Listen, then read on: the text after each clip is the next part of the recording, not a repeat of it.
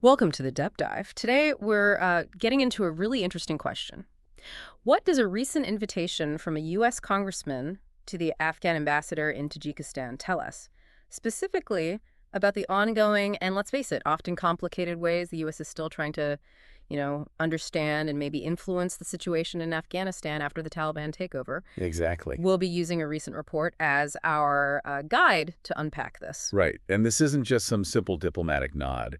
It gives us a peek, potentially, into, well, maybe diverging strategies within the U.S. itself regarding how to engage with Afghanistan post-2021. So the report details how Congressman Tim Burchett, he's a Republican, publicly invited Zahir Abar, he's the Afghan ambassador over in Tajikistan, invited him to come to the United States for discussions. And doing this publicly on X, formerly Twitter, well, it definitely makes you pay attention. Yeah, and what's really insightful here is the congressman's stated reasoning. He basically said that all the Afghan embassies in neighboring countries are now under Taliban influence.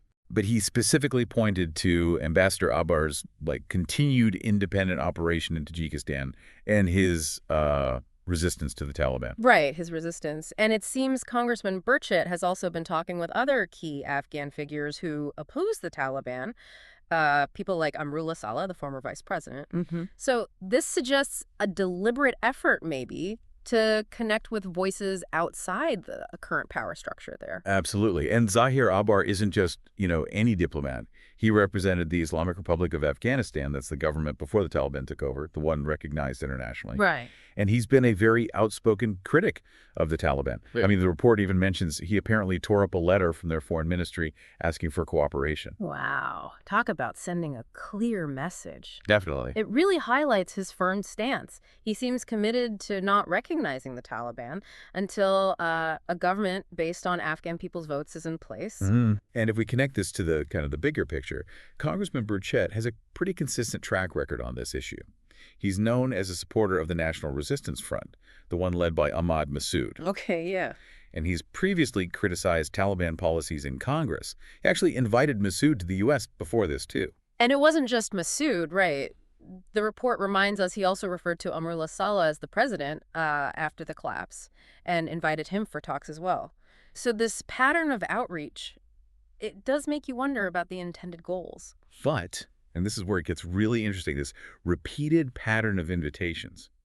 Well, the report clearly notes that so far, none of these invited individuals seem to have actually made the trip to the U.S. That's a key point. It really raises a big question. What are the real obstacles here? Is it logistics, politics, something else? It does. And specifically in Ambassador Arbar's case, there hasn't been any public response to this invitation yet. So whether this specific one will even go anywhere is, well, still completely up in the air. And adding another layer to this, the report points out something important from the past. When Congressman Burchett invited Ahmad Massoud previously for a speech in Congress, his visa application was reportedly denied by the U.S. State Department. Oh, wow. Okay. Which really underscores the potential complexities, maybe even disagreements within the U.S. government itself about who to engage with from Afghanistan. Visa decisions in these kinds of sensitive cases, they often involve a really complex mix of factors. So for you listening, the main takeaway here is that we have a U.S. congressman inviting a significant Afghan diplomat, one who actively opposes the Taliban. This definitely signals an ongoing interest, at least within some U.S. political circles, in engaging with anti-Taliban voices. But yeah, the fact that similar past invitations haven't actually panned out and these reported visa issues, well, it suggests there are some pretty considerable hurdles to this kind of direct engagement actually happening. Right.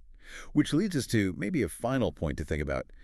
Given these apparent difficulties the U.S. has had in actually facilitating travel for these specific Afghan leaders in the past, what does this latest invitation really tell us about the current U.S. approach, or maybe competing approaches, to the Afghan opposition?